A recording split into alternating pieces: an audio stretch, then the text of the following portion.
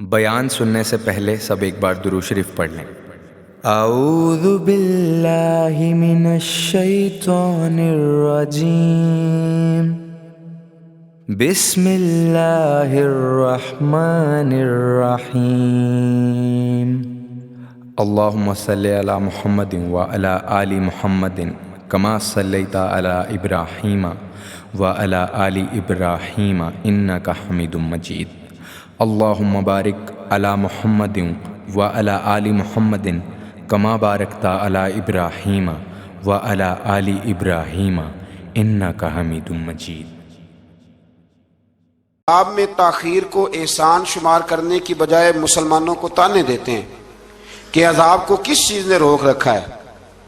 آگے چل کے انسان کی خود غرضی کو بیان کیا اللہ تعالیٰ نے، فرمایا کہ اللہ تعالیٰ کسی انسان کو کوئی نعمت عطا کرتا ہے تو وہ اس پر شکر گزار نہیں ہوتا، لیکن اگر نعمت چھن جانے پر تو پھر نا امید اور ناشکرا ہو جاتا ہے۔ ملی تھی تو پھر اس نے شکر ادا، چلی گئی تو بڑے شکوے کر رہا ہے۔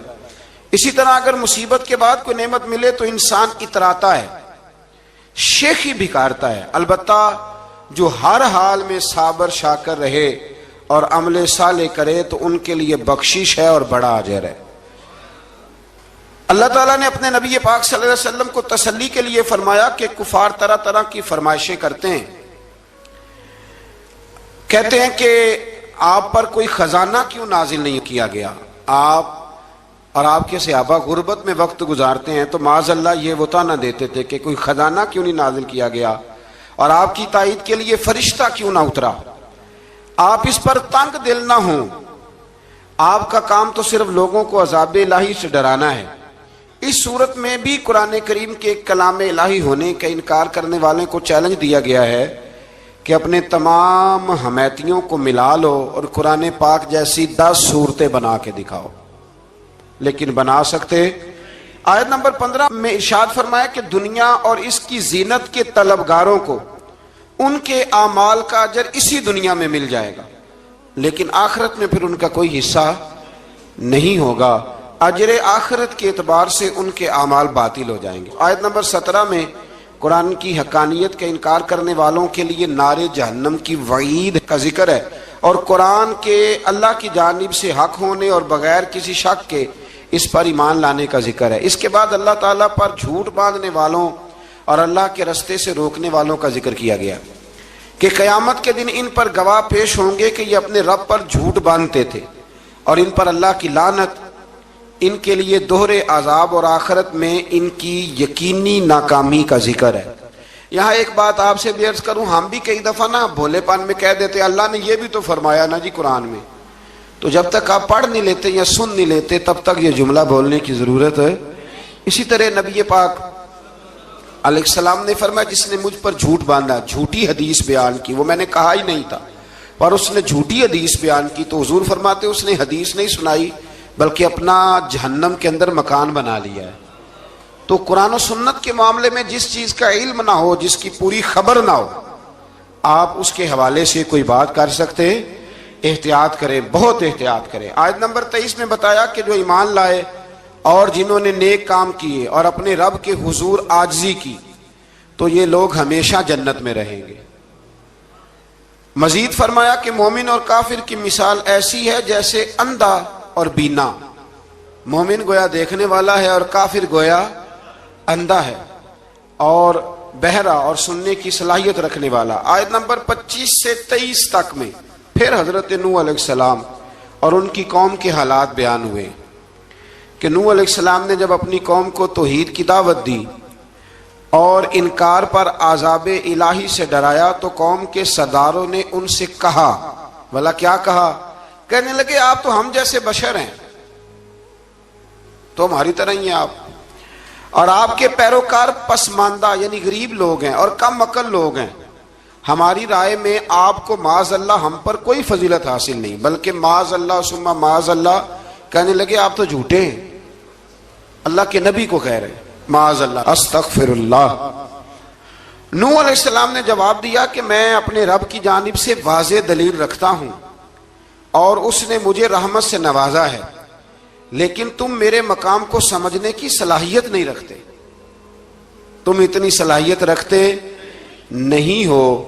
اور پھر ارشاد فرمایا کہ میں تم سے دعوت حق کے صلے میں کسی اجر کا طلبگار نہیں ہوں اور نہ ہی میں اہل ایمان کو اپنے پاس سے دھتکارنے والا ہوں.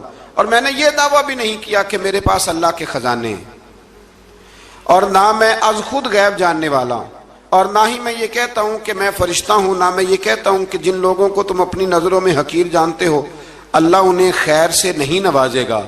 فرمایا یہ ٹھیک ہے کہ اللہ بشروں میں سے رسول بناتا ہے، پر جسے بناتا ہے پھر اسے بڑی شانیں عطا فرماتا ہے. پہلے دن سے انسان کا یہ مسئلہ ہے، پہلے دن سے انسان کا یہ مسئلہ ہے کہ وہ کہتا ہے میں انسان سے ہدایت حاصل کروں، لیکن رب نے بھی قانون بنایا ہے کہ اللہ تبارک و تعالیٰ بندے پر ہی وحی فرماتا ہے. فرشتوں اور جنوں کو اللہ نے اس منصب کے لیے منتخب نہیں فرمایا. قوم نوح نے کہا کہ آپ نے ہم سے بہت بحث کی معاذ اللہ، پس جس عذاب سے آپ ہمیں ڈرا رہے ہیں وہ لے آئیے. تو نوح علیہ السلام نے کہا کہ اللہ چاہے گا تو تم پر عذاب بھی آ جائے گا. آیت نمبر 37 سے 47 میں بتایا کہ اللہ تعالیٰ کی طرف سے نوح علیہ السلام کو حکم ہوا کہ ہماری نگرانی میں اور ہماری وحی کے مطابق آپ کشتی بنائیے، اور ظالموں کے بارے میں ہم سے کوئی بات نہ کریں. حضرت نوح کی خواہش تھی کہ یا اللہ انہیں بھی معاف کر دے. فرمایا یہ ظالم ہے تو میرے نبی ان کے بارے میں مجھ سے کوئی بات نہ کریں، وہ ضرور غرق ہو جائیں گے. پھر وہ کشتی بنانے لگے، اور جب ان کی قوم کے سردار ان کے پاس سے گزرتے تو ان کا مذاق اڑاتے. یہ آپ کیا کر رہے ہیں؟ آج بھی وزیر مشیر بڑے بڑے لوگ اللہ ماشاءاللہ دینداروں کا مذاق اڑاتے نہیں؟ اڑاتے ہیں کہ نہیں اڑاتے مذاق؟ یہ کن کا طریقہ ہے؟ یہ تو قرآن مجید کہہ رہا ہے کہ حضرت نوح کی قوم جو کافر تھی ان کا طریقہ ہے اہل ایمان کا مذاق اڑانا. تو وہ مذاق اڑانے لگے. نوح علیہ السلام نے کہا کہ وہ وقت آنے والا ہے کہ جب تمہارا مذاق اڑایا جائے گا اور تمہیں پتہ چل جائے گا کہ رسوا کن عذاب کس پر آئے گا. اللہ تعالیٰ نے فرمایا جب ہمارا حکم عذاب آ پہنچا اور تندور ابلنے لگا. تندور سے آگ نکلا کرتی ہے، پانی نہیں نکلا کرتا. اور نوح علیہ السلام کی قوم پر جب عذاب آیا تو پانی تندور سے نکلا. تندور سے اللہ نے پانی نکالا، جہاں سے پانی نکلا نہیں کرتا. تندور ابلنے لگا. اللہ اکبر. تو اللہ تبارک و تعالیٰ نے فرمایا تو ہم نے نوح علیہ السلام سے کہا کہ آپ خود اور اپنے گھر والوں کے ساتھ اس کشتی میں سوار ہو جائیں اور اہل ایمان کو بھی سوار کر لیں، اور ہر چیز کے جوڑے یعنی نر اور مادہ کو سوار کر لیں. اور ان کے ساتھ ایمان والے بہت کام تھے. حضرت نوح علیہ السلام دعائیں پڑھتے ہوئے سوار ہو گئے. پھر کیا ہوا؟ کشتی انہیں پہاڑوں جیسی موجوں میں لے جا رہی تھی کہ نوح علیہ السلام الگ کھڑے ہوئے اپنے بیٹے سے فرمانے لگے بیٹے ہمارے ساتھ کشتی میں سوار ہو جا اور کافروں کے ساتھ نہ رہو. اس نے یعنی نوح علیہ السلام کے بیٹے نے کہا کہ میں آپ کے ساتھ نہیں بیٹھوں گا، ابھی کوئی پہاڑ آئے گا تو میں پہاڑ کی پناہ لے لوں گا. اگر کسی نیک آدمی کا بیٹا کبھی غلط نکل آئے تو اس کا مطلب یہ نہیں کہ اس نے تربیت ٹھیک نہیں کی. ہاں یہ اعتراض چھوڑ دیں، اس لیے کہ نوح علیہ السلام کا بیٹا کافر ہو گیا. اور جب سیلاب نظر آیا تو اس سے کہا کہ آجا سوار ہو جا، تو کہنے لگا میں نہیں بیٹھوں گا، میں تو کسی پہاڑ کی پناہ لے لوں گا اور میں اس کے اندر چھپ جاؤں گا اور وہ پہاڑ مجھے پانی سے بچا لے گا. نوح علیہ السلام نے کہا آج اللہ کے حکم کے سوا کوئی بچانے والا نہیں ہے سوائے اس کے جس پر اللہ رحم فرمائے. پھر ان دونوں کے درمیان موج حائل ہو گئی. ایسے ایک موج اٹھی اور حضرت نوح کا بیٹا ڈوب گیا. اور جب حضرت نوح کا بیٹا ڈوبا اللہ کی طرف سے حکم ہوا اے زمین اپنا پانی نگل لے، اے آسمان تھم جا. پانی خوش ہو گیا، اللہ کا فیصلہ نافذ ہو گیا اور کشتی کوہ جودی پر ٹھہر گئی. نوح علیہ السلام نے اللہ سے التجا کی کیا میرے پروردگار میرا بیٹا اور میرے اہل سے ہے اور تیرا وعدہ سچا ہے کہ تم میرے اہل کو بچا لے گا. اللہ نے فرمایا نوح وہ آپ کے اہل میں سے ہے ہی نہیں، وہ آپ کے اہل میں سے ہے ہی نہیں. اہل میں سے وہ ہوگا جو آپ کے طریقے پہ چلے گا، جو طریقے پہ نہ چلے وہ نسل میں سے ہے ہی نہیں، وہ ختم ہو گئی بات. اللہ اکبر. اس کے اعمال ٹھیک نہیں. جس بات کی حقیقت کا آپ کو معلوم نہ ہو اس کے بارے میں سوال نہ کریں. تو نوح علیہ السلام نے اللہ تعالیٰ سے اپنی اس اجتہادی خطا پر مغفرت اور رحم کی دعا کی. پھر طوفان نوح تھم جانے کے بعد وہ سلامتی کے ساتھ اتر گئے۔ اجتہادی خطا میں نے ایک لفظ بولا ہے، یہ اجتہادی خطا کا مطلب یہ ہے کہ بعض اوقات انبیاء سے ایسی باتیں سرزد ہو جاتی ہیں کہ جو تعلیم امت کے لیے ضروری ہوتی ہیں، تاکہ لوگوں کو پتہ چل جائے کہ اللہ کی بارگاہ میں توبہ کیسے کرنی۔ اگر وہ لوگ توبہ نہ کرتے تو ہمیں توبہ کے طریقے سمجھ میں، یعنی ان سے اجتہادی خطا ہو گئی، کہنے میں کرنے میں کوئی ایسی بات ہو گئی جو بظاہر اللہ تعالیٰ کی رضا والی، تو فوراً معافی مانگ لیتے تھے۔ لیکن اب امتی اٹھ کے کہے کہ نبی گناہ گار ہے معاذ اللہ۔ حضرت آدم نے دعا مانگی تھی نا، ربنا ظلمنا انفسنا، اے اللہ ہم نے اپنی جانوں پر ظلم کیا۔ انہوں نے کہا تھا تو اگر کوئی بندہ حضرت آدم کو ظالم کہے گا تو کافر ہو جائے گا، تو اگر وہ کہے کہ وہ تو خود کہہ رہے ہیں، ایک بندہ اڑ جاتا ہے، کہتے ہیں جو خود کہہ رہے ربنا ظلمنا، تو خدا کے بندے وہ اللہ کے نبی ہیں، وہ رب سے کہہ رہے ہیں، وہ عاجزی کے طور پر کہہ رہے ہیں۔ کچھ لوگ اڑ جاتے کہتے ہیں خود حضور نے کہا ہے جی انا بشر مثلکم، میں تمہاری طرح کا بشر ہوں، خود نبی پاک نے کہا ہے۔ عجیب بیوقوف بندے ہو، نبی کریم تو کہہ سکتے ہیں پر امتی اٹھ کے نہیں کہہ سکتا۔ اس نے تو کہنا ہے وہ حبیب اللہ ہے، اس نے تو کہنا ہے وہ قیامت میں شفاعت کرنے والے ہیں، امتی نے تو کہنا ہے وہ سارے نبیوں کے سردار ہیں، وہ امام الانبیاء ہیں۔ امتی وہ لفظ ادا کرے گا جو اس کے بنتے ہیں۔ اب کوئی بندہ اٹھ کے کہہ دے دیکھے نا، ایک بہت بڑا عالم تقریر کرتے ہوئے کہے جی میں تو ان پڑھ آدمی ہوں، تو اس کا شاگرد کہے کہ استاد جی قسم اٹھائے ہاں آپ نے تقریر میں کہا نہیں میں ان پڑھ ہوں، آپ تو ان پڑھ ہے، تو یہ بات ادب ہے کہ بے ادبی ہے؟ چلیں اس سے آگے چلتے ہیں، یہ بھی ذرا مشکل سے سمجھ میں آئے گی۔ ایک اور بات جو جلدی سمجھ میں آ جائے گی، ایم این اے جب اعلان کرتا ہے، تقریر کرتا ہے، الیکشن لڑتا ہے، تو کہتا نہیں میں قوم کا خادم ہوں، کہتے ہیں نا کہ میں قوم کا خادم سے آپ کیا کچھ کراتے ہو؟ سارے کام کراتے ہیں نا۔ خادم کو بندہ یہ بھی کہہ لیتا ہے کہ جھاڑو دے دے گلی میں، کہتے ہو کہ نہیں کہتے؟ تو اس نے بھی تو سپیکر میں کہا میں خادم ہوں، کہو اس سے کہ جھاڑو دے گلی میں آ کے، پھر پتہ کیا حال ہوگا؟ جھاڑو تو نہیں آئے گا اور ہو سکتا ہے کچھ ہے آ جائے۔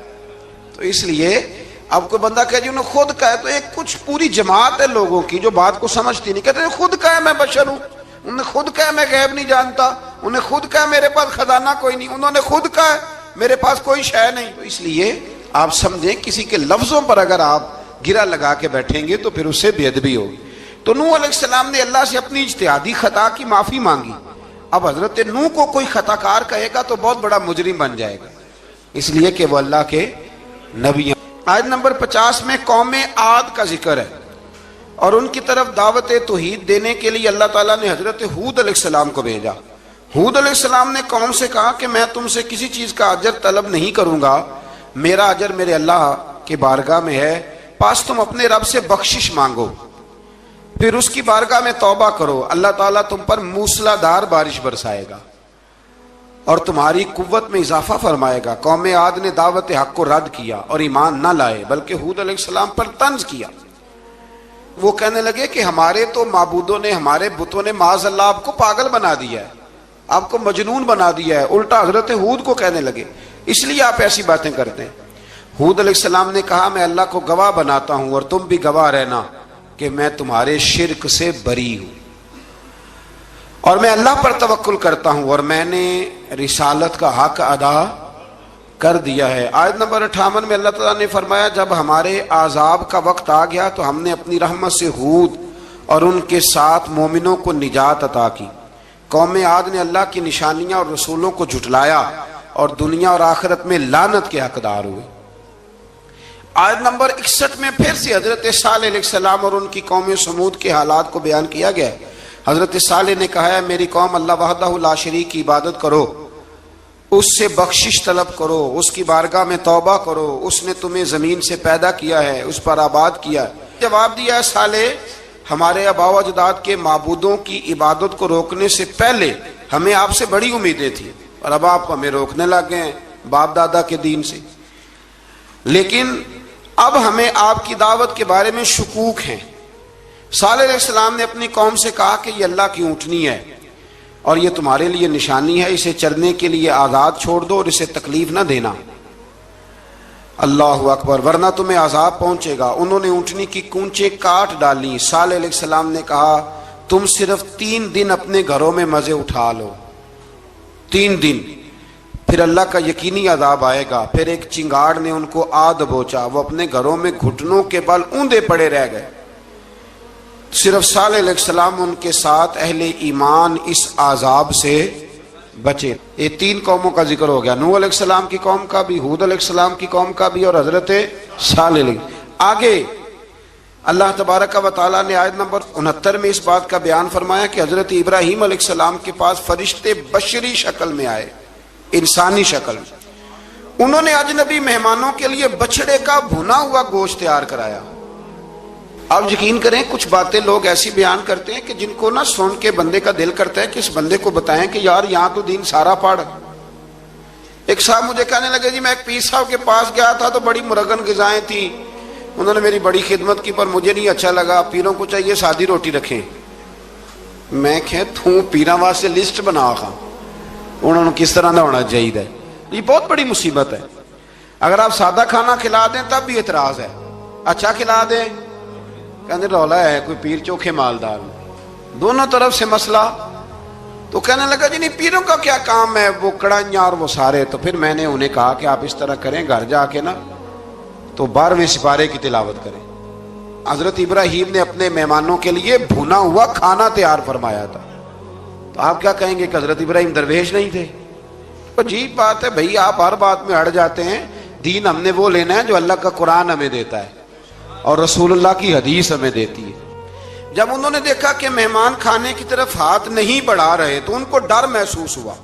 हजरत इब्राहीम को फरिश्तों ने कहा कि हमें कौम लूत अलैहिस्सलाम के आजाब के लिए भेजा गया है। हजरत इब्राहीम की बीवी खड़ी थी, इस पर वो मुस्कुराई तो फरिश्तों ने अल्लाह की तरफ से इन्हें हजरत इसहाक अलैहिस्सलाम और उसके बाद हजरत याकूब अलैहिस्सलाम की बिशारत अता। इसहाक अलैहिस्सलाम हजरत इब्राहीम के बेटे हैं और याकूब अलैहिस्सलाम पोते हैं, और याकूब अलैहिस्सलाम के बेटे यूसुफ अलैहिस्सलाम। हाँ, अल्लाह अगर चाहे तो 7 नस्लों में नबुव्वत रख देता है अगर उसकी मंशा हो। तो हजरत याकूब की बिशारत दी। उन्होंने हैरत से कहा कि हम दोनों मियाँ बीवी तो बूढ़े हैं, इस उम्र में औलाद कैसे होगी? तो फरिश्तों ने जवाब दिया, ए इब्राहीम के घर वालों, तुम पर अल्लाह की रहमतें और बरकतें हों। अल्लाह की कुदरत पर तुम्हें क्यों ताज्जुब है? अल्लाह फरमाता है कि बेटे की बिशारत सुनकर इब्राहीम का खौफ दूर हो गया और फिर वो कौम लूत के बारे में गुफ्तगू करने लगे। इब्राहीम बहुत बुर्दबार, अल्लाह से आहोजारी करने वाले और उसकी तरफ रुजू करने वाले थे।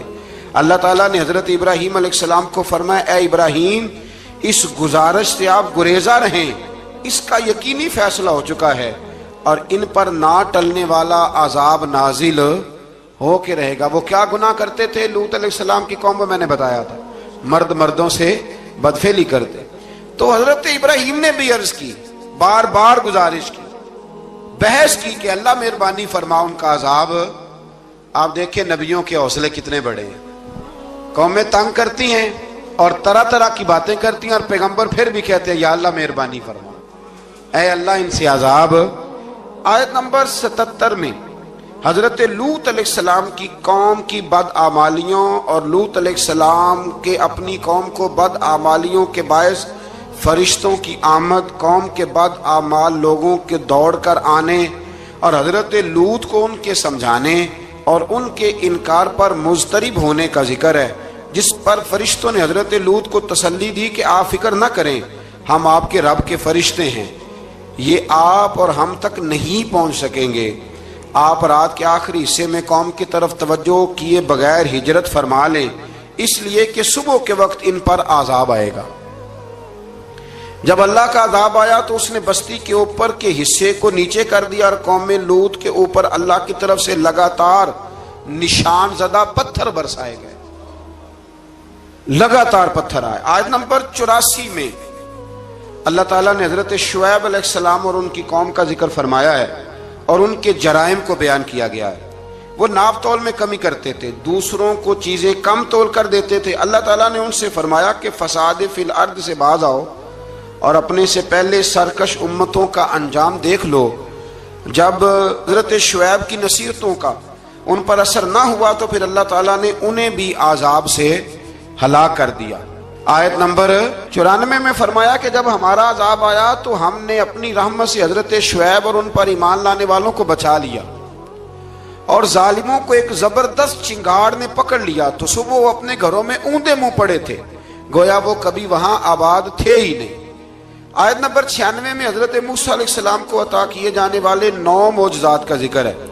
پھر فرعون اور اس کے پیروکاروں کے باطل روش کے باعث ان کی ہلاکت کا بھی ذکر فرمایا، اور دنیا اور آخرت میں انہیں ملعون یعنی لعنتی قرار دیا۔ جن بستیوں کو اللہ تعالیٰ نے ہلاک کیا ان میں سے بعض کے آثار موجود ہیں اور بعض کے آثار تک معدوم ہو چکے۔ ان میں سے ہر بستی والے اپنے ظلم کے باعث ہی ہلاک ہوئے۔ اللہ تعالیٰ کسی پر ظلم نہیں فرماتا، لوگ خود اپنی جانوں پر ظلم کرتے ہیں۔ جو شخص عذاب آخرت سے ڈرتا ہے اس کے لیے اس میں نشانیاں موجود ہیں۔ آیت نمبر 106 سے اللہ تعالیٰ نے انجام کے اعتبار سے لوگوں کی 2 قسمیں بیان کی، 2 قسمیں فرمایا، ایک ہیں سعادت مند لوگ اور دوسرے ہیں بدبخت۔ فرمایا بدبختوں کا ٹھکانہ جہنم ہے جس میں وہ ہمیشہ رہیں گے، اور نیک بختوں کا ٹھکانہ جنت ہے، وہ ہمیشہ اسی میں رہیں گے، اور ان کے لیے اللہ کی طرف سے نا ختم ہونے والی عطا ہے۔ آیت نمبر 110 میں حضور صلی اللہ علیہ وسلم کو تسلی دی گئی کہ جس طرح یہ لوگ قرآن کے بارے میں اختلاف کرتے ہیں، اسی طرح قوم موسیٰ نے تورات کے بارے میں بھی اختلاف کیا تھا، اور اللہ نے ان کے اعمال کا پورا بدلہ انہیں دیا۔ آیت نمبر 112 سے سرکشی کو چھوڑ کر احکامات دین پر استقامت اختیار کرنے اور ظالموں کے ساتھ میل جول رکھنے سے بچنے کا حکم دیا گیا ہے، اور فرمایا کہ ظالموں سے میل جول کا انجام دوزخ کی آگ ہے۔ ہم لوگ نہ شکوہ کرتے ہیں، کسی حکومت کو بنے ہوئے 6 مہینے گزرتے ہیں تو شکوہ شروع ہو جاتا ہے، حالانکہ وہ خود تو نہیں نہ بنتے، ان کو کوئی بنانے والا ہے۔ تو ظالم کا جو مددگار ہوتا ہے وہ بھی ظالم ہوتا ہے، اس لیے احتیاط کریں۔ اور یہ صرف سیاستدانوں کی بات نہیں، دنیا کے ہر معاملے میں آپ غور کریں کہ آپ کسی ظالم کے مددگار تو نہیں۔ اللہ تعالی ہمیں حق پر استقامت عطا فرمائے۔ آیت نمبر 114 میں دن کے دونوں طرفوں میں اور ابتدائی رات کے کچھ حصے میں اللہ تعالیٰ نے نماز قائم کرنے کا حکم دیا ہے، رات کے کچھ حصے میں بھی نماز پڑھنی چاہیے، اور یہ بھی بتایا کہ بے شک نیکیاں گناہوں کو مٹا دیتی ہیں، اور یہ نصیحت قبول کرنے والوں کے لیے نصیحت ہے۔ آیت نمبر 120 میں اللہ تعالیٰ نے فرمایا کہ ہم آپ صلی اللہ علیہ وسلم کو رسولوں کی تمام خبریں آپ کے دل کی تسکین اور تقویت کے لیے بیان کرتے ہیں، اور ان میں مومنوں کے لیے نصیحت اور عبرت ہے کہ ان ساری باتوں سے عبرت پکڑ لو۔ بچہ صرف وہی جو اللہ کے نبیوں کے طریقے پہ چلا اور نبیوں کے ساتھ رہا، باقی بچ سکے نہیں۔ اللہ تعالیٰ کی طرف سے توحید و رسالت اور وقوع قیامت کے دلائل بھی ہیں۔ آیت نمبر 123 میں فرمایا کہ آسمانوں اور زمینوں میں سب غیب اللہ ہی کے ساتھ مختص ہیں، اور ہر کام اسی کی طرف لوٹایا جاتا ہے۔ آپ اسی کی عبادت کیجئے، اسی پر توکل کیجئے، اور آپ کا رب لوگوں کے اعمال سے غافل نہیں ہے۔ اسی بارے میں نا آگے سورۃ یوسف شروع ہو رہی ہے، اس کو اللہ تعالیٰ نے کہا ہے کہ یہ بڑا پیارا قصہ ہے، احسن القصص کا، قصوں میں سونا قصہ۔ تو یہ کچھ 12ویں پارے میں اور کچھ 13ویں پارے میں ہے۔ میں نے یہ ارادہ کیا ہے کہ یہ ایک ہی دن پوری بیان کی جائے۔ ایک بزرگ کی بات لکھی جو تابعی ہیں، وہ فرماتے ہیں کہ ان بزرگوں کا طریقہ یہ تھا کہ وہ لوگوں سے چھپ کے نا پہاڑ کے پیچھے عبادت کرتے تھے، اور پوزیشن ان کی یہ تھی کہ کسی سے ملتے نہیں تھے، بالخصوص فجر کی نماز سے لے کر عصر کی نماز تک بکریاں رکھی ہوئی تھیں، ان کو چراتے رہتے تھے فرات کے کنارے اور نفل پڑھتے رہتے تھے۔ اس وقت کو ملنے بھی نہیں آتا تھا۔ ایک شخص بڑی دور سے ان کی شہرت سن کے آیا، میں نے تو ملنا ہے۔ لوگوں نے کہا وہ اس وقت نہیں ملتے، ناراض ہوتے ہیں۔ اس نے کہا اللہ کا بندہ ہے نا، ناراض ہو بھی جائے گا تو لمبا ناراض رہے گا نہیں، اللہ والے جلدی راضی ہو جاتے ہیں۔ پہنچ گئے، اب وہ بابا جی نماز پڑھ رہے تھے تو کہتے میں نے عجیب منظر دیکھا کہ بابا جی فرات کے کنارے نماز پڑھ رہے ہیں اور ایک بھیڑیا ان کی بکریوں کی حفاظت کر رہا ہے۔ کہتے میں حیران رہ گیا کہ بھیڑیا تو بکریاں کھایا کرتا ہے اور یہاں چرا رہا ہے۔ کہتے میں جب گیا تو بابا جی نوافل میں مشغول تھے، مجھے دیکھ کے کہنے لگے اس وقت کیوں آئے؟ میں نے کہا حضور اگر آ ہی گیا ہوں تو پھر مہربانی کرے قبول فرما لیں۔ میں بیٹھ گیا تو میں نے کہا حضور یہ بھیڑیا بکریاں چرا رہا ہے، بھیڑیا اور بکریے کی صلح کب سے ہو گئی؟ تو فرماتے ہیں لمبی تقریر نہیں، ہلکا سا جملہ، فرمانے لگے جب سے بکریوں کے مالک نے رب سے صلح کر لی ہے نا، تب سے بھیڑیوں نے بھی بکریوں سے صلح کر لی ہے۔ بکریوں کے مالک نے رب سے صلح کر لی، گناہ چھوڑ دیے، اس کی فرما برداری میں آ گئے، اب پھر اسے بکریاں چلانے کی ضرورت نہیں رہی، بکریاں نہ اب بھیڑیا چراتا ہے۔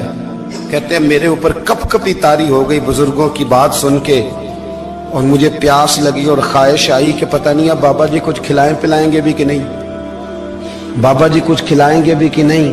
کہتے میرے دل میں خیال تھا تو بزرگوں نے نا ایک لکڑی کا پیالہ، ان کے پاس وہ غار میں بیٹھے تھے تو ایک چھوٹا سا پتھر تھا، اس کی ڈھلان بنی ہوئی، بابا جی نے اس کے نیچے لکڑی کا پیالہ رکھا، وہ رکھا ہی تھا تو وہ دودھ سے بھر گیا۔ کہتے انہوں نے مجھے دیا تو ٹھنڈا اور میٹھا دودھ، میری طبیعت خوش ہو گئی۔ بابا جی نے دوبارہ وہی پیالہ اسی جگہ رکھا تو شہد سے بھر گیا۔ 1000 سال پہلے داتا صاحب لکھ رہے ہیں، کہتے مجھے دیا، میں نے فوراً کہا، میں نے کہا حضور یہ دودھ تو گائیں بھینس دیتی ہے، پہاڑوں سے تو نہیں نکلا کرتا، اور شہد تو شہد کی مکھیاں دیتی ہیں، پتھروں سے تو نہیں نکلتا، یہ آپ کہاں سے نکال رہے ہیں؟ تو کہتے ہیں وہ قرآن مجید پڑھنے لگے۔ وَإِذِ اسْتَسْقَى مُوسَىٰ لِقَوْمِهِ، جب موسیٰ کی قوم نے ان سے پانی مانگا، فرمانے لگے موسیٰ کی نافرمان قوم پانی مانگے، حضرت موسیٰ پتھر پہ ڈنڈا مارے تو اللہ وہاں سے 12 چشمے جاری کر دے۔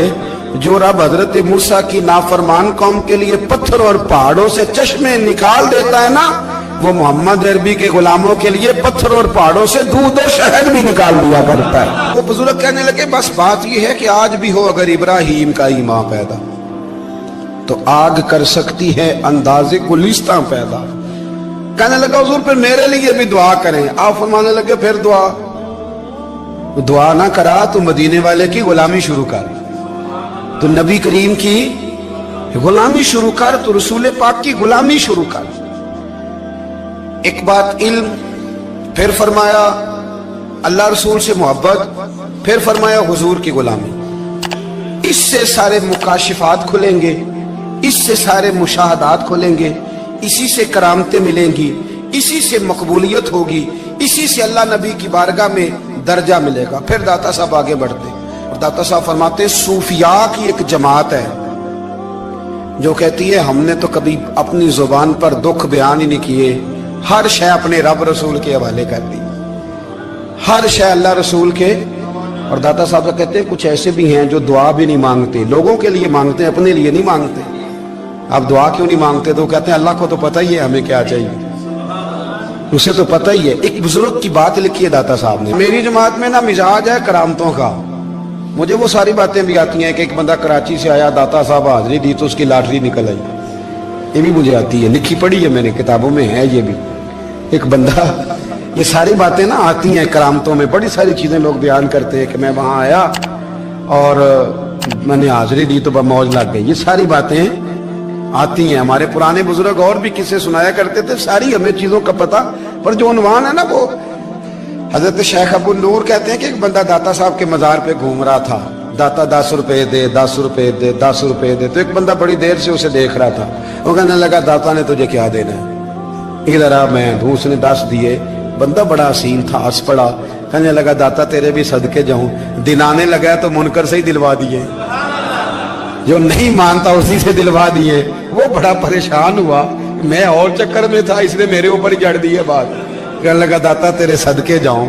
تو یہ ساری باتیں کتابوں میں موجود ہیں، لوگوں نے اپنے اپنے مشاہدات جو جس کے ساتھ پیش آیا اس نے بیان کیے ہیں، بہت ساری باتیں قابل بیان ہیں، پر جو عنوان ہے میں اس پہ رہنا چاہتا ہوں۔ داتا صاحب رحمت اللہ علیہ فرماتے ہیں ہماری تعلیمات ہیں کہ اپنے دکھ درد دنیا داروں سے بیان نہیں کرنے، سوال کا دروازہ لوگوں کے سامنے کھولنا، اللہ والوں سے کہیں گے کبھی کہنا ہوگا تو دنیا داروں سے کہنا۔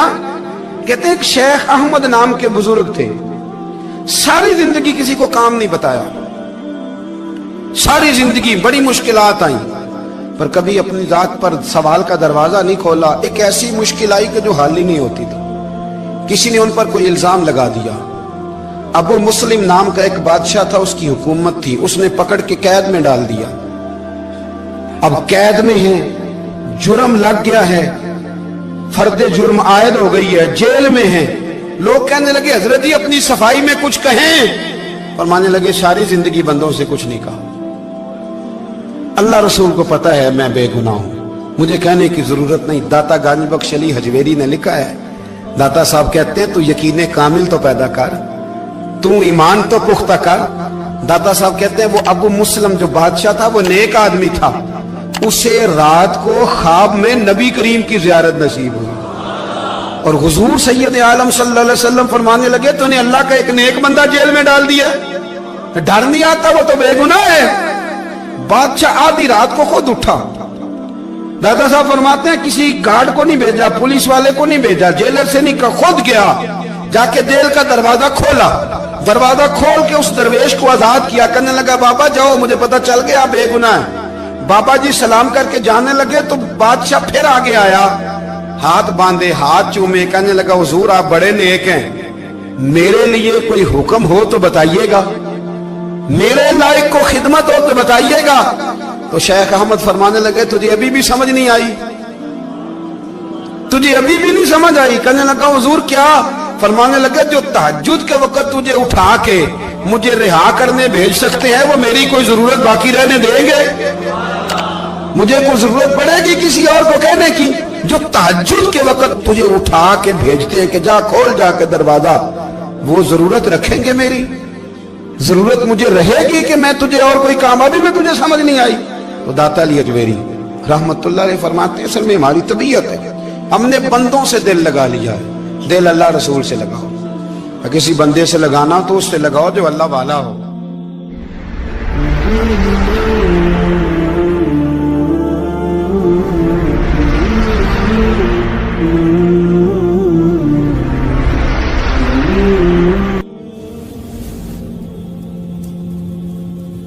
ये वाला रंग तेरे अंदर कोई नहीं। अबू सुफियान आए उन दिनों जिन दिनों हालात बड़े कठिन थे, इख्तलाफ शिद्दत का था। अबू सुफियान आए हुजूर की बारगाह में। आए किस लिए? मक्के में कहत पड़ गया है, बारिश नहीं होती। उधर उस समामा बिन असाल यमामा कबीले के सरबराह कलमा पढ़ के मुसलमान हो गए। सारी गंदम उस कबीले से आती थी। समामा कहने लगा तुम मेरे मुस्तफा को नहीं मानते, कोई गंदम नहीं, भाग जाओ। एक बारिश कोई नहीं, दूसरी गंदम कोई नहीं। अबू सुफियान तड़प के दरे रसूल पे हाजिर हुए।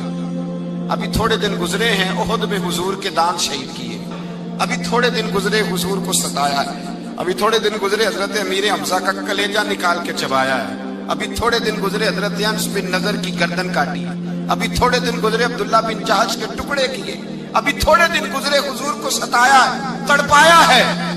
पर हजरत अली शेर खुदा फरमाते हैं मैं मानने वाला उस रसूल का हूं, इसके दांत शहीद हो गए। ओहद के अंदर सारी दाढ़ी लहू से भर गई। फरमाते मैं रो पड़ा और मैंने कहा महबूबा आप नहीं मुझसे बर्दाश्त होता, दुआ करें अल्लाह इन पे अज़ाब नाज़िल करे। उठाए हाथ, आप दुआ करेंगे तो अल्लाह तबारक व तआला दो पहाड़ियों में पीस डालेगा। हजरत अली कहते हैं मैंने अर्ज की तो हुजूर ने हाथ उठाए और दुआ क्या दी, अल्लाहुम्मा हदी कौमी फइन्नहुम ला यअलमून। ऐ अल्लाह मेरी कौम को हिदायत दे दे, ये जानते नहीं ये क्या कर रहे हैं। अल्लाह इन्हें हिदायत दे। ये इखलाक हसना का मेयार। थोड़े दिन पहले हुजूर के साथ ये रवैया। अबू सुफियान अब बेहाल हो गए, बच्चे भूख से मरने लगे, जानवर प्यास से मरने लगे। अबू सुफियान छुपता छुपाता कहने लगा चारा कोई नहीं, मुस्तफा के पास जाना ही पड़ेगा। अबू सुफियान मदीने पहुंच गए। जब पहुंचे ना तो अबू सुफियान की अपनी साहिबजादी हजरत उम्मे हबीबा उम्मुल मोमिनीन थी, रसूलुल्लाह की ज़ौजा थी। अबू सुफियान जब आए तो हजरत उम्मे हबीबा के पास सीधे उनके घर गए बेटी से मिलने। हुजूर का बिस्तर बिछा हुआ था। हजरत उम्मे हबीबा हुजूर की ज़ौजा उम्मुल मोमिनीन बिस्तर बिछाए। अबू सुफियान बैठने लगे। जनाब उम्मे हबीबा कहने लगी अब्बा जी ठहर जाएं। वो ठहरे तो बिस्तर समेट दिया। कहने लगे बेटी शायद तेरे घर में कोई कीमती बिस्तर नहीं, गुर्बत छुपाने के लिए बिस्तर समेट रही हो। जनाब उम्मे हबीबा कहने लगी अब्बा तू मुसलमान नहीं ना हुआ, अभी तेरी सोच काफिरों जैसी है। तू यहाँ आके खड़ा हो ना जहां मैं खड़ी हूं, फिर तुझे रसूलुल्लाह की मोहब्बत के रंग का पता चले, तू अभी खड़ा वहां है जहां तुझे कुफर ही कुफर सुनाई और सुझाई देता है। बिस्तर इसलिए नहीं समेटा कि माज अल्लाह कम कीमत था, मैंने इसलिए समेटा है कि तू नजस है, नापाक है, अभी कलमा नहीं पढ़ता। और ये उस रसूल का बिस्तर है कि जो बिस्तर में मौजूद होते हैं तो जिब्रील अमीन कुरान लेके तशरीफ ले आते हैं। तेरा वजूद इस काबिल नहीं कि यहां बिठाया जाए। नबी पाक सल्लल्लाहु अलैहि वसल्लम की बारगाह तक अबू सुफियान आए। अबू सुफियान कहते हैं मुझे उम्मीद नहीं थी, अभी सोच नहीं ना बदली थी, कहते मुझे उम्मीद नहीं थी, मेरा ख्याल था वो शिकवे करेंगे, शिकायतें करेंगे, वो कहेंगे तुमने भी तो बड़ा कुछ किया है ना।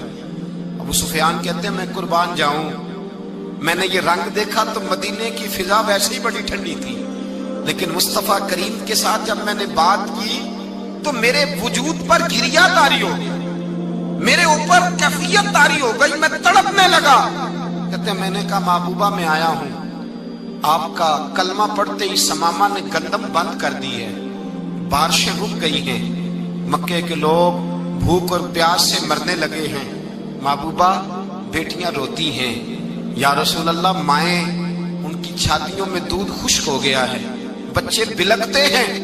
अबू सुफियान कहते हैं मैं दुश्मन था, सारे मक्के के लोग दुश्मनी करते थे, लेकिन जब मैंने ये लफ्ज कहे ना, अचानक मेरी नजर उठी तो मुस्तफा करीम की तो आंखें आंसू बरसा रही। कहते मेरी बात भी मुकम्मल ना हुई, हुजूर ने पहले रुक्का मंगवाया, समामा के नाम फरमाया, पहले तू इन्हें गल्ला अपनी मर्जी से देता था, अब तेरे नबी का हुक्म है कि पहले से बढ़कर तूने गल्ला देना है। और फिर मेरे मुस्तफा ने हाथ उठाए। ओ भाई मुश्किल होता है, मुश्किल होता है, सगे भाई के लिए लोग दुआ नहीं करते, कहते मेरा शरीका है, सास बहू के लिए बहू सास के लिए दुआ नहीं मांगती, कहते इख्तलाफ है, लोग लोगों की जिंदगी नहीं मांगते, बीमारी में शिफा नहीं मांगते। अबू सुफियान कहते हैं आमना के लाल तेरे कुर्बान जाऊं। हुजूर ने हाथ उठाए और कहा है अल्लाह मक्के की संगलाख पहाड़ियों पे बारिश बरसा, ऐ अल्लाह खेतियां हरी कर दे, ऐ अल्लाह माओ की छातियों में दूध भर दे, अल्लाह औरतों को ताजगी दे दे, बच्चों को रानाई दे दे, फलों फूलों को ताजगी दे दे। अबू सुफियान कहते पहले हुजूर रो रहे थे और जब नबी पाक की दुआ देखी तो मैंने रोना शुरू कर दिया, मैंने रोना शुरू कर दिया। कहते वापस आया तो वो एहसास कि यार ये मैं किस शख्स से मिल के आया हूँ, ये किस किस्म के आदमी से मिल के आया हूँ, ये कैसा रंग है, ये किस किस्म का अंदाज है कि जिसको मैं पत्थर मारता रहा वो मेरे लिए दुआएं लेके बैठा हुआ है, जिसको सारी जिंदगी सताया है वो मेरे बच्चे के लिए रोता है, मेरी बेटी के लिए उसकी आंख में आंसू है, वो हमारे लिए तड़प रहे हैं। मेरे भाइयों, अबू सुफियान कहते हैं फिर दूसरा जलवा मैंने तब देखा जब हुजूर मक्के आए, और मैं तो आखिर तक लड़ने आया था ना, हुदैबिया तक।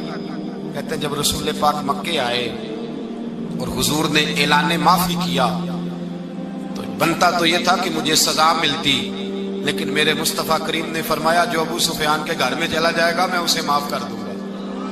कहते हैं मैंने कहा ये मेरे लिए किस किस्म की सजा तजवीज की है कि मैं उम्र भर दुश्मनी करता रहा और यहाँ रंग अजीब है। हुजूर ने मेरे लिए ही एजाज लिख दिया, फरमाया जो अबू सुफियान की हवेली में दाखिल हो गया मैंने माफ किया। अबू सुफियान कहते हैं पता नहीं कितने पर्दे थे जो उठ गए, पता नहीं कितनी मंजिलें थी जो तय हो गई, पता नहीं कितने जलवे थे जिनका नजारा हो गया। और मैंने गौर से चेहरा देखा तो मेरी आंखों से पट्टी उतर गई और मुझे अब्दुल्ला के यतीम बेटे के पीछे मोहम्मद रसूलुल्लाह के जलवे नजर आने शुरू हो गए।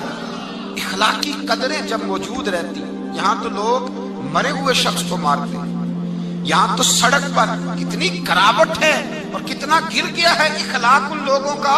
एक्सीडेंट हो गया है, ट्रेन की पटरी से उतर गई है, चीखो पुकार है, आहें हैं, तड़पना है, रोना है, सिसकियां है, माँ का बाजू कटा है पर वो चीखती है जरा मेरे बेटे का पता करो, बाप की आंखों में रेत पड़ गई है पर वो तड़पता हो मेरा बेटा था। चीखो पुकार हो रही है, पर जुल्म है उस कौम का कि जो बचाने वाले आए हैं वो पहले आते ही उनकी जेबें टटोल रहे हैं, उनके बटुए देख रहे हैं, गिरी हुई औरतों के ये आप उठाकर देखिए अखबारात, औरतों के गिरी हुई औरतों के कानों से बालियां नोची गई और उनके कान तक कट गए। ये इस कौम का हाल है। اقبال کہتے ہیں جنہیں آتا نہیں دنیا میں کوئی فن تم ہو اور بیچ کھاتے ہیں جو بزرگوں کا کفن تم ہو. تم وہ لوگ ہو جو کفنوں پہ سودے کرتے ہو، جو قبروں پہ سودے کرتے ہو. یہ لوگ تجارتیں کرتے ہیں، اخلاقی پستی کا یہ عالم کہ لوگ قبروں پہ سجدے کرتے ہیں، بیٹے بیچ کے دہیز خریدتے ہیں. غریب کی بیٹی روز تڑپتی ہے، روتی ہے، روز سسکیاں لیتی ہے کہ کہاں سے وہ دروازہ کھلے گا جب میں بھی جب سہاگن ہوں گی، جب میرا باپ بھی عزت کے ساتھ مجھے رخصت کرے گا. اور غریب آدمی بیٹی کی شادی کے بعد اتنا دکھی رہتا ہے، وہ بھی کم ہی لوگ جانتے ہیں، وہ بھی وہی لوگ جانتے ہیں جو اس منظر سے گزرتے ہیں. ہمارا اخلاقی معاملہ اس قدر زیادہ تباہی کا شکار ہے. میرے مصطفیٰ کریم سید عالم نور مجسم صلی اللہ علیہ وسلم جذبات کا خیال رکھتے، احساسات کا خیال رکھتے، تصورات کا. او بھائی، اس سے بڑا اخلاق کا مظاہرہ کہاں سے لینے جاؤ گے؟ کہ آمنہ کے لال فرماتے ہیں میرا دل کرتا ہے نماز لمبی پڑھاؤں، نماز اللہ کی نماز، دل کرتا ہے لمبی نماز پڑھاؤں، میں لمبی لمبی صورتیں تلاوت کروں، میں کھل کے رب کریم کا قرآن پڑھوں، میں اللہ تبارک و تعالیٰ کے قرآن مجید کے ذائقوں میں کھو جاؤں. لیکن حضور فرماتے ہیں نماز میں کسی بچے کے رونے کی آواز آتی ہے، کسی بوڑھے کی ہائے کی آواز آتی ہے، کسی بیمار آدمی کی ہائے کی آواز آتی ہے. نبی پاک فرماتے ہیں میں اللہ کی نماز چھوٹی کر دیتا ہوں، اللہ کے بندوں کا خیال کرتا ہوں. میں رب کی نماز چھوٹی کر دیتا ہوں، رب کریم کے بندوں کا خیال کرتا ہوں. خدا کے بندے تو ہیں ہزاروں، بنوں میں پھرتے ہیں مارے مارے، میں اس کا بندہ بنوں گا جس کو خدا کے بندوں سے. میرے حبیب کریم سید عالم صلی اللہ علیہ وسلم نے فرمایا اللہ کریم نے بندے کو، مخلوق کو پیدا کرنے سے پہلے جو تحریر سب سے پہلے لکھی تھی نا، اللہ نے اپنے پاس جو جملے سب سے پہلے لکھے تھے بندے بنانے سے بھی پہلے، وہ فکر یہ تھے کہ ان رحمتی سبقت اعلی غضبی. رب کریم نے لکھا تھا بے شک میری رحمت زیادہ ہے، میرا غضب زیادہ نہیں ہے. اس نے لکھا تھا کہ میری رحمت ہمیشہ میرے غضب پر غالب رہے.